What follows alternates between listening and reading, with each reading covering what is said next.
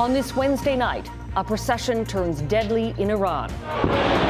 The bomb blasts being called a terrorist attack, causing mass casualties. The finger-pointing over security and the fears of a widening war in the Middle East. Ominous promise. What militant group Hezbollah is vowing after a Hamas official's death. And SOS from Canada's ERs. I've seen wait times lead directly to people dying, including children. The tough combination doctors say is creating a healthcare crisis. And not such a tall order for scientists. There is a surprisingly full aroma. Why they're brewing beanless coffee in a lab. Global National with Donna Friesen. Reporting tonight, Carolyn Jarvis. Good evening and thanks for joining us. Almost 3 months into the Israel-Hamas war and just a day after the killing of a top Hamas official in Lebanon, there are heightened concerns tonight war may spread in the Middle East. Officials in Iran say more than 100 people there are dead after a pair of explosions rocked the southeastern city of Kerman today.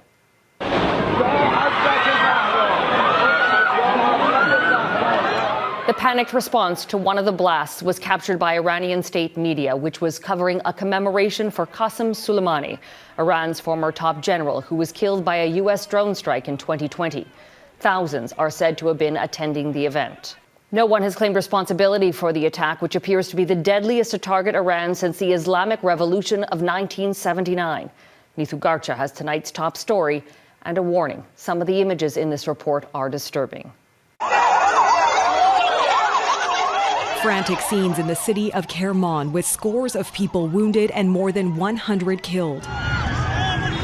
As they gathered 4 years since the anniversary of the death of Qassem Soleimani in a U.S. drone strike. The incident, reportedly the result of 2 bombs placed in suitcases which appear to have been detonated remotely. Initial reports of multiple gas canisters exploding on the road leading to the cemetery were blamed by government officials on terrorist attacks. It's an unimaginable crime. The shock and grief that I have, no word can describe it. This Iranian-Canadian activist says regardless of who's behind it, the state failed to protect its people. You knew that this would be a big event for your regime. How did you drop the ball? This American-Iranian author says a more likely theory is the so-called Islamic State. Most likely perpetrator of the attack was ISIS, especially its regional branch in Afghanistan, known as ISIS-Khorasan. This was because of the kind of attack that we've seen, the kind of briefcase, bomb in a briefcase attack, the kind of targets that were chosen. Analyst Oral Brown highlights Iran has many enemies externally and within. Iran is the largest supporter of terrorism in the world. You could have anything from ISIS launching this attack, even perhaps some dissidents within the Revolutionary Guard who may think that the Revolutionary Guard is going in the wrong direction. In 2010, insurgent groups of Iran's Sunni religious minority claimed responsibility for multiple deadly attacks on Shia religious sites.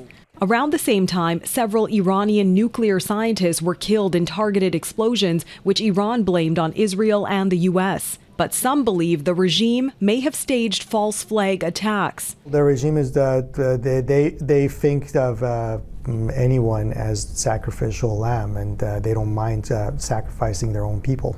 There has been global reaction to the bombings, which have been condemned as criminal by Yemen's Houthi rebel group and as terrorist attacks by the Iraqi government. The European Union issued a statement condemning the bombing, saying it expresses its solidarity with the Iranian people and perpetrators must be held accountable. Iran's president issuing a warning to Israel, saying the crimes you have committed you will deeply regret, as the U.S. responds to claims it was also involved. The United States was not involved in any way, and any suggestion to the contrary is ridiculous. And number two, we have no reason to believe that Israel was involved in this explosion. The timing of the attack also happening days before Monday's anniversary of the downing of Flight 752. Neetu Garcha, Global News, Vancouver. It's hard to overstate Qassem Soleimani's place in modern history. 4 years ago, hundreds of thousands attended his burial procession in the same city that was attacked today. Soleimani commanded the notorious Quds Force, a highly specialized military and intelligence arm of Iran's Revolutionary Guard Corps. Canada considers it a terrorist organization, but has stopped short of naming the larger IRGC one as well. Soleimani was also a key figure in Iran's regional fight against the so-called Islamic State, which has carried out attacks on civilians and security forces inside Iran in recent years. Today, Lebanon marked the anniversary of Soleimani's death with a lengthy speech by the leader of Hezbollah. Hassan Nasrallah also referenced the death of a Hamas deputy leader in Beirut this week, sparking more fears of a wider war. في عدوان إسرائيلي فاضح. Nasrallah called the killing of Saleh al-Arouri a flagrant Israeli aggression and says it will not go unpunished. He told his supporters that if Israel wages war against Lebanon, Hezbollah's response will have no limits. Redmond Shannon reports. For all of the destruction in Gaza, it is this bombing in Beirut that could yet expand the conflict across the Middle East. Hamas deputy leader Saleh al-Arouri and 6 others killed in a suspected Israeli drone attack in Lebanon's capital on Tuesday. It feels like an invasion of Beirut, an invasion of Lebanon, says this resident. Arouri was a key figure in the alliance between Hamas and the Iran-backed Hezbollah group in Lebanon, both regarded as terrorist groups by Canada and other nations. In a speech marking the anniversary of the death of Iranian commander Qassem Soleimani, Hezbollah leader Hassan Nasrallah promised supporters that there will be a response for the Beirut attack. Hezbollah and Israel have been exchanging fire across the Israeli-Lebanon border since October 8th. Ideally, from Hezbollah's point of view, is to have some limited military achievement without drawing Israel into a more full-blown war, retaliation, massive retaliation. Nasrallah warned Israel against any larger attack on Lebanon. He says he will speak again on Friday. It's a dangerous game for both sides, and at no point they can calculate exactly how the other side is going to respond. Al-Arouri was a noted, designated global terrorist, and if he is in fact dead, nobody should be shedding a tear over his loss. The White House says, though, it doesn't want Arouri's killing to spark any escalation.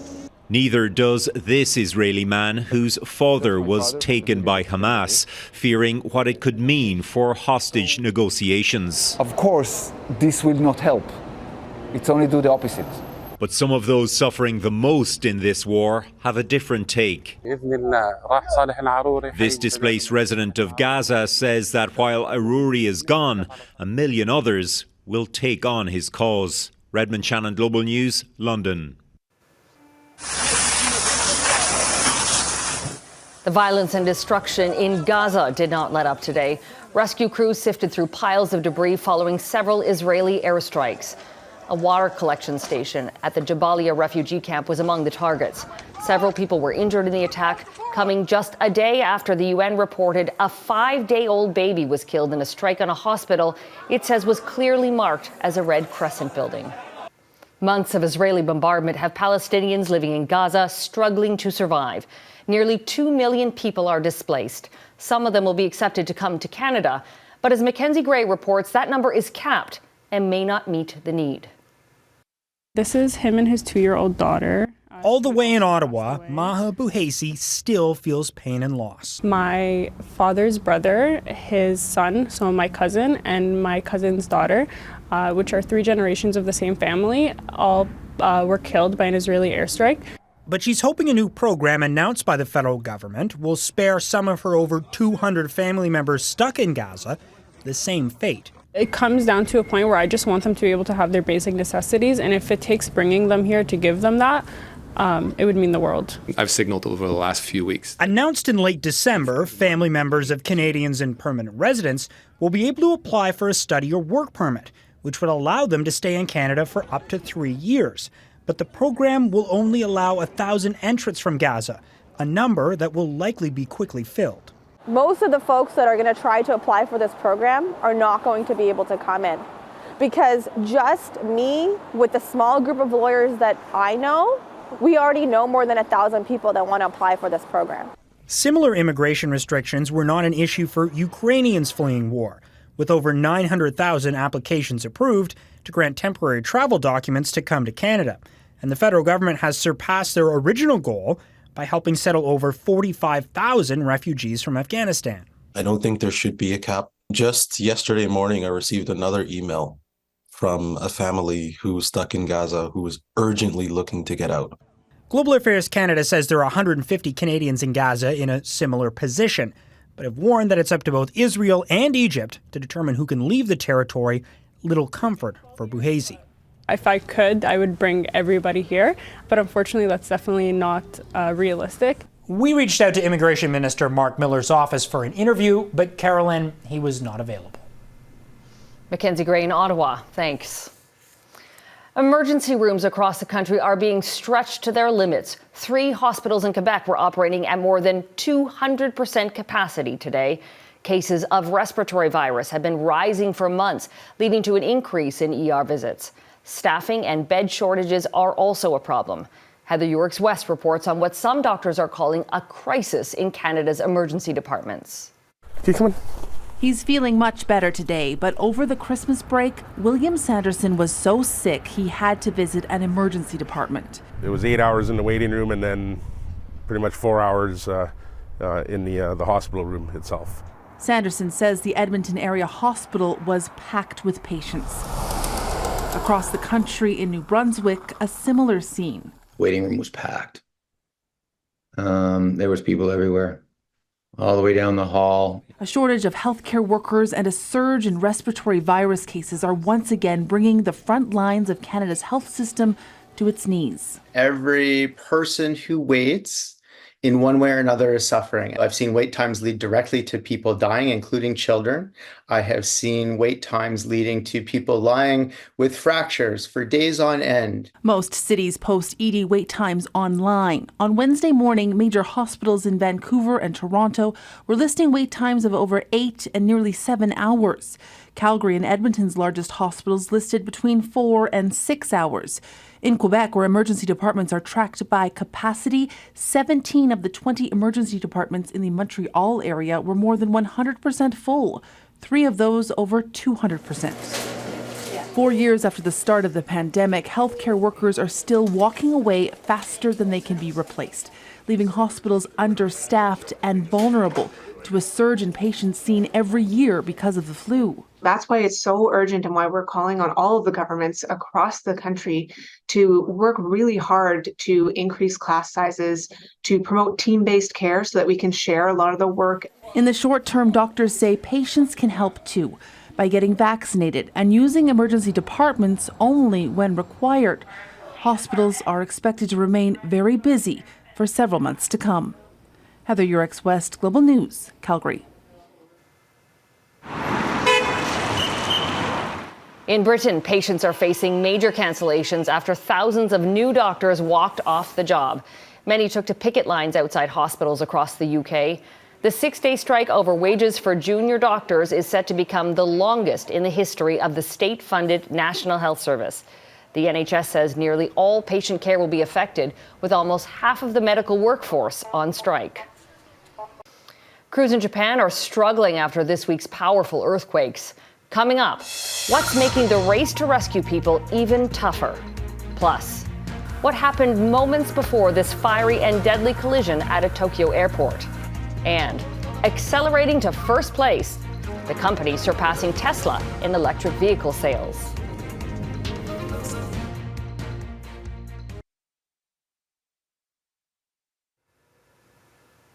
At least 73 people are now confirmed dead from Monday's powerful 7.6 magnitude earthquake in Japan, as rescue efforts take on a heightened sense of urgency.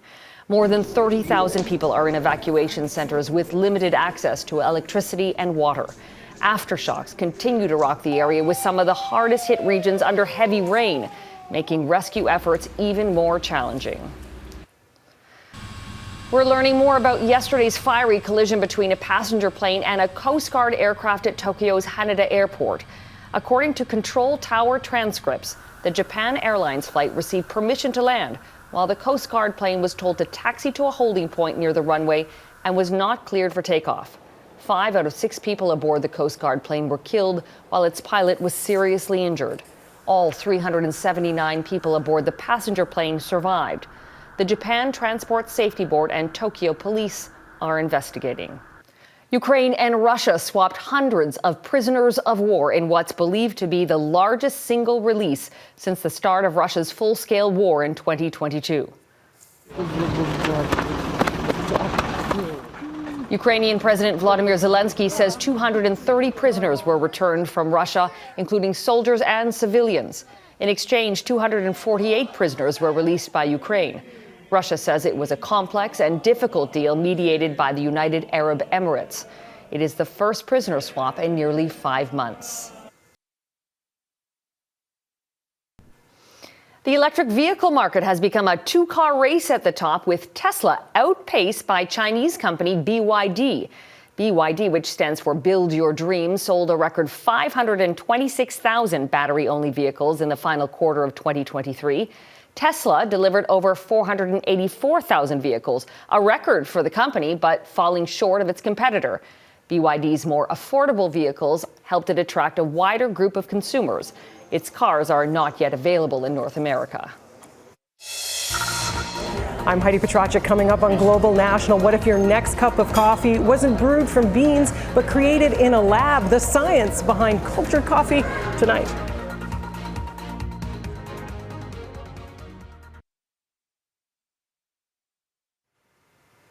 Researchers in Finland are challenging where Java comes from. Instead of growing it in a field, they're creating it in a lab. Heidi Petracek explains how cultured cell coffee could become a regular part of coffee culture. At this Halifax coffee shop and roastery, making the perfect cup matters, and patrons drink it up. I love coffee. Yeah, I drink coffee every day. Big fan. People in Halifax really adore good coffee.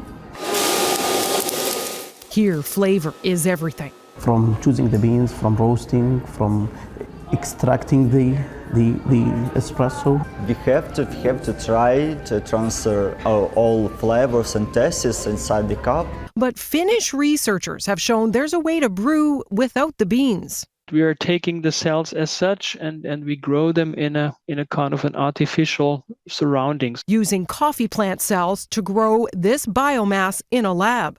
Scientists discovered these strange-looking lumps can then be dried, ground up, and roasted just like coffee beans. Their exact recipe recently published in the Journal of Agricultural and Food Chemistry. There is a surprisingly full aroma. And yes, they brewed it, but because this is still pretty experimental, they were not allowed to really drink it, but they could taste it. The flavor, they say, comparable to a conventional cup, with similar bitterness, aromas, and far less caffeine. For the researchers, it's a first step towards what they believe could address global supply concerns as climate change threatens conventional coffee agriculture, even as more people around the world reach for their caffeine fix. But would these aficionados give it a try? I'd be open to it, yeah. I will give it a chance. But I would prefer the God-made coffee. The Finnish researchers have put out a call to industry to help them bring their cultured coffee to consumers, which means it will still take years before Canadians would be able to pour up their own cup. Heidi Petracek, Global News, Halifax. And that is Global National for this Wednesday night. I'm Carolyn Jarvis. Tonight's Your Canada is Blumenort, Manitoba. Thanks for watching.